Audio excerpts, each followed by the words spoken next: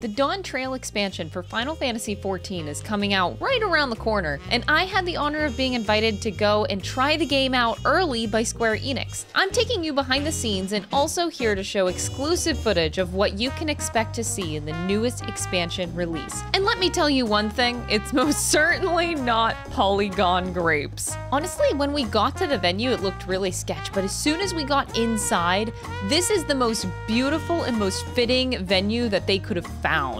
It looks so Dawntrail-esque and it just seems so perfect. They had all of these displays showing us the latest new merchandise coming out, which is out now at the time of this video coming out. They also brought back the cardboard cutouts and the Yuri Anje set, the photo set that you could take pictures with at PAX East, which I did there. But I had more time to take more video footage here at this event since it was super private. But it was really cool to get a sneak peek of all of these things, especially the Secret Lab chair. Oh my gosh. Also slightly offended they didn't send me one, but they sent like every other creator one. Thanks, Secret Lab, I take it personally. But yeah, as you can see here, it's a little magnet badge that you put on, so you can change it from healer, DPS to tank, which is so cool. And these pillows, I still cannot choose if I want the fat cat or the alpha one. It's so cute. And then the day started. So we were assigned computers to play Dawntrail at, and we had 30 minutes of a Yoshi P presentation before we got to play the game ourselves. I honestly, going into this, had an outline of everything I wanted to cover and all the footage I wanted to get, but as soon as I started playing the game, I completely rerouted the videos that I knew I was gonna make, and I ended up making a job gear showcase instead, because I'm a cosplayer at heart and I love fashion, and I was also very excited about the graphics update, so I wanted to get all of that footage. I actually barely played any jobs at all, which was crazy to me. I just ended up going through every single job and getting all of the possible close-up shots that you could possibly ever want off of each job, and it made me so happy to do so because I genuinely love analyzing fashion, clothing, and gear, and to do that in Dawntrail just felt like such a treat. And all of the footage that you've been watching here as I'm yapping away is the main new hub of Dawntrail called Tuliolol. Whee! You know, after getting to explore Tuliolol in its entirety, I definitely can see why Yoshi P said that this was gonna be a beach episode or like a vacation episode for the Scions, because this is such like a beach paradise vibe. And the other thing I immediately wanted to play with was the 2-die system. So I made sure to look at the 2-die system with every piece of gear in my job showcase. So if you wanna go check out that video, you can see how all of the dies work. I would absolutely recommend checking it out because it is so good. One thing you'll be happy to note is that there are no polygon grapes. Or maybe that just made you really depressed, because yeah, I miss the polygon grapes. But holy tacos! I know exactly where we're gonna find Graha as soon as we get here. It's this table with this gang right here. But speaking of polygon grapes, I genuinely think that Yoshi P took it so personally whenever we called out the polygon grapes meme. Like y'all, the dev team went so hard on how all the food looks in this game. They overcompensated, in my opinion, so much. The details in all the food is freaking crazy. It almost looks plastic with how shiny it looks. Oh, and here's a fish. It was at that time that I switched over to my favorite job, Dragoon, and explored more of like the port area. Look at this rainbow I managed to get. Oh, it's so pretty. But the port area is extremely large. Gosh, I am so impressed by the scale of this place and just how many things are in it. You can really see the graphics update everywhere you walk. Everything just seems so much more full of life than it ever was in this game. Look at this sunset too. Oh my gosh, I love this. It really feels like a paradise. It was at this sunset that inspired me to change over to the next job and get footage of Bard. As soon as I switched to this, I did see it in the job action trailer that had previously come out right before we went to the media tour, but the guitar? Holy I have some more close-up shots of this guitar, by the way, in my other video as well. But for now, I noticed a glaring issue whenever I started taking Bard footage, is that my hair was clipping through too much of the clothing, and I really wanted to get a close-up of it, so I actually did a little fast Fantasia to get short hair. Then I was able to see like collars and things and just more details up close without having to worry about hair getting in the way for a lot of it. And then I went on a little journey. I found the market board where the summoning bell is gonna be, went off to the shore, jumped around, found out that I can't swim anywhere, which kinda sucks, but hey, at least I get all this beach. There's so much beach. And then I tried interpreting this pillar and seeing if I could figure out any lore based off of it, but alas, I'm no lore nerd, so lore nerds, you have fun with that. Made my way up here for another beautiful and stunning view of a different angle of Tuliolol. Absolutely crazy how big this place is, but it is so full of life. And then I come across this alpaca farm, which is amazing. I'm glad that we have an alpaca farm in Tuliolol. Also, here's an alpaca butt. Enjoy that. I wanted to get a really nice butt shot. It's fluffy. Also, for those of you out there that love jumping puzzles, I have a beautiful report for you that there indeed is a jumping puzzle. A lot of people that went to the media tour did find the jumping puzzle, but alas, it was walled off, so we were not able to do it completely, but we found it. And after I explored every inch of Tyrol, I then teleported my way over to the first map area, Urko Pacha. And I just think it's funny that right next to the Aetheryte, there is just more food on display, as if the devs are totally not compensating for the Polygon Grape incident. But look at the Aetheryte now. With the graphics update, also looks extremely shiny, and this view of the sky is just gorgeous. The first thing I wanted to take a look at was the overarching map, finished in its entirety, and I did a scroll over of all of the locations and all of the general areas. And I have to say that I was pretty disappointed because I really don't like them keeping to the same principle of like the first two maps, you explore half of them and then you come back later. I'm just really tired of the recipe personally. I just hope as long as it makes sense to the story that it's fine, but personally I would like them to not just make every expansion the same cookie cutter expectation of exploring half of a map and then the other half later. It just seems like the story is more built around it rather than the other way around, which can sometimes feel really weird, which was also very interesting because it reminded me of those little blob things that you saw at the end of Endwalker. I don't know if they're related, but I then went and did some general exploration of the map, saw the enemies, saw there was like an alpaca section. And then I came across this house, which apparently was too important because I instantly got kicked out and teleported right back to the Aetheryte. Oh my god, I found these cactuars. Okay, let me tell you, these cactuars are the shit of my nightmares. Like, they don't have eyeballs, they just have indentations. Until you trigger them in battle and then boom! There they are, the eyeballs. So I immediately walked away from those. Those kind of creep me out. And then explored some of the underground water area. And then I came across this hall, which clearly has a lot of lore tied to it. So I'm very interested to see lore nerds, what they come up with out of this mural. And it was at this point that it was lunchtime. So I took a mini break with my friend Sarah. On a scale of 1 to 10, how much do you love Graha? Flowers and everything. It's so cute. How you feeling, Frosty? Nice. They also had really cute themed drinks. So they had Pictomancer, Viper, and Dawntrail, which were amazing mocktails.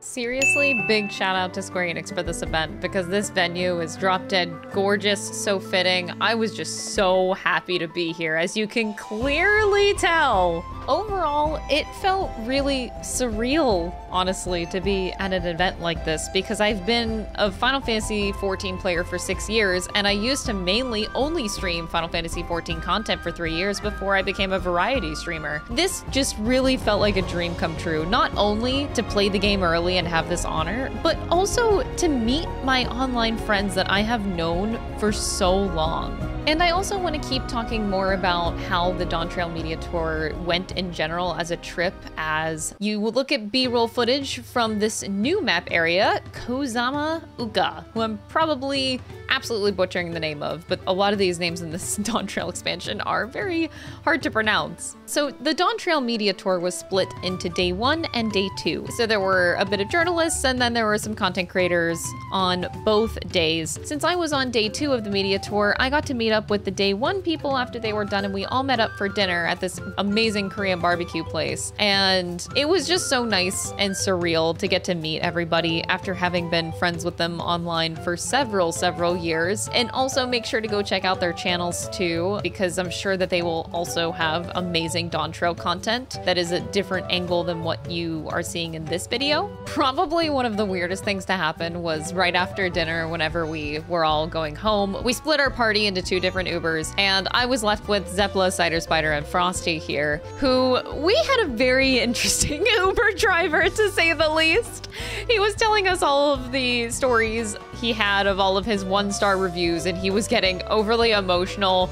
It's one of those like you had to be there moments, because we were very frozen in the car the whole time, just entertaining this guy's stories. Just so many funny things came out of just a single Uber drive on the way home, and it's a memory I'll never forget. And then the morning came and we were ready for our day 2 of the media tour, which is all of the footage that you guys have been watching as B-roll. To get back to that a little bit here, this particular map I think was my favorite that I got to experience out of the graphical update and the new areas in general. Just these locations were just drop dead gorgeous. The amount of waterfalls, the variety of the foliage, the trees. You can even see this area is like a shipwrecked area. Just you want to know what's going on in so many of these places in particular. I was just baffled at the extent to which the devs worked on this graphical update, because to me, just going through these lands was very apparent at how just hard they truly went on it. I will say and admit that in retrospect, I do wish that I got some footage of Fem Hrothgar and the new emotes and what it looked like in the game.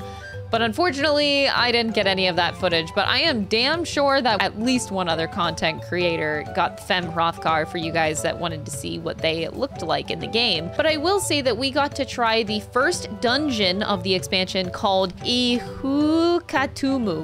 I know that I'm butchering that, but yeah, as you'll see in a moment here, toward the end of the video, we'll get to see the first look at that dungeon. But that's really the only footage here that you're gonna get for Fem Hrothgar, and that's just because Wookalamat is in duty support for that first dungeon, so you'll be able to have her on your team for duty support. But at this time, I was just getting done with all of the glam footage 5 hours later, and I realized, oh, they look a little bit different on males. So I made myself a quick bunny boy, and hold up, look at this art. It's so pretty. Okay, now that that's done, I got footage of all the jobs as the lovely male Vieira to try to complete my glam footage in a way so that people could see what the glam looked like not only on females, but also what the gear looked like on males, at least for a little bit. And I'm not gonna lie, I feel kind of bad because I feel like I made such an ugly male Vieira.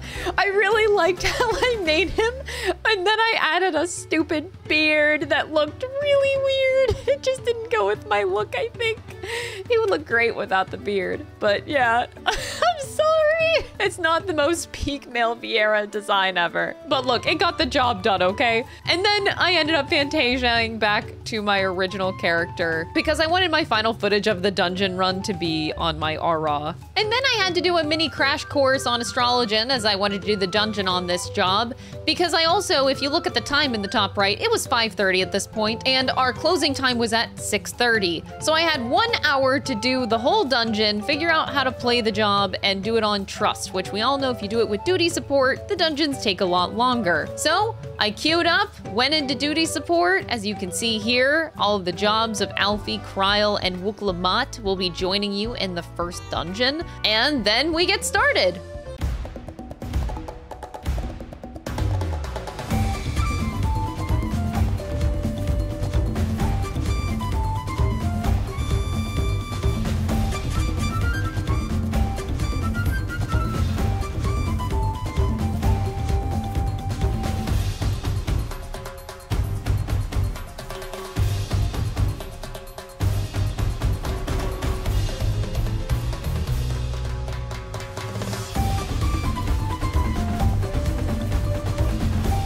Now that you saw the intro and got a good taste of what that music sounds like, I honestly love the music. Godsoken always kills it. It's such a vibe, man. But I'm gonna give a very fair warning here. I know people are going to hate this dungeon. The beginning is extremely slow. You got 3 packs of trash mobs before you get off this ship. Typically, people hate whenever dungeons start off like this, so just giving you guys a heads up, it's probably not the best starting to a dungeon, but at least you can pull all of the trash mobs after the first boss, but the beginning, yeah, very slow. I'm not gonna lie though, it is quite nice to see Aaron Vale leading the charge on the ship with Alize. I'm so happy that they just recruited Aaron Vale in to be more of a main character than be a side character in Endwalker. It was just such a great decision. So all hail Aaron Vale. He will guard the ship as we continue on. And then we make our way off of the ship and onto the path leading to the very first boss. And I will just shut up at this point and let you hear the music and just watch the mechanics. And also take a look at Kryl as Pictomancer.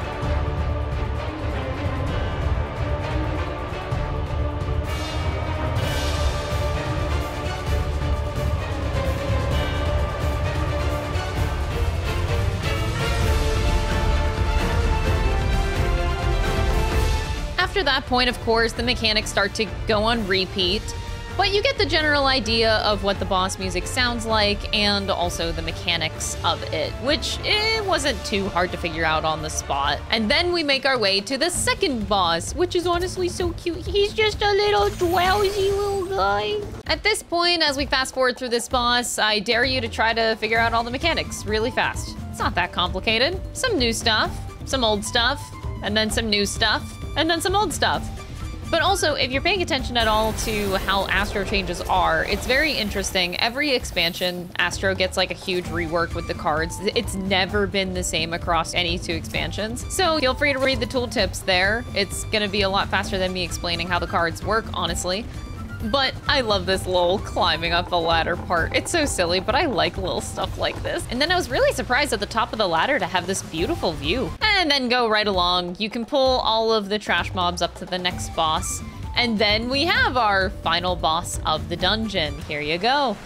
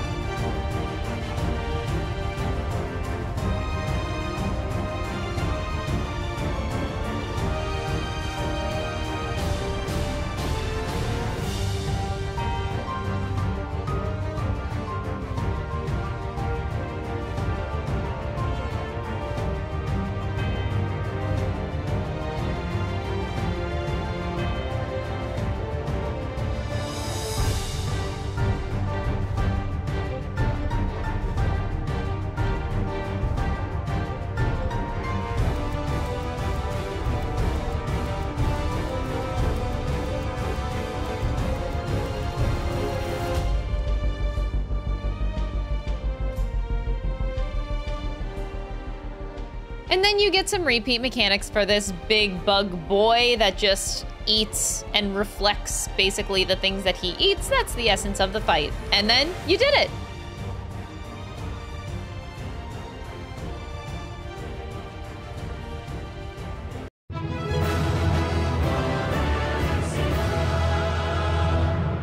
Here's some cute dialogue for Wooklamat and Kryl at the end of the dungeon. They're both adorable and they did so great. And then I realized I had like 10 to 15 minutes left after that dungeon, and I just did a quick hover scroll of every single job and their actions and traits, everything, so I could grab screenshots for it later. I'm not one to cover all the jobs in detail, like I'm sure other creators are going to cover. So here is the quickest time lapse you will ever experience of all of the tooltips for every job. And then the last 30 minutes of the media tour was a Yoshi P Q&A personal session. And it was honestly such a good Q&A. Yoshi P is just so great and down to earth. And then on the following day, before everyone flew out, I was able to spend some good time with Sarah, Cider Spider, and Junebub, which was so fun.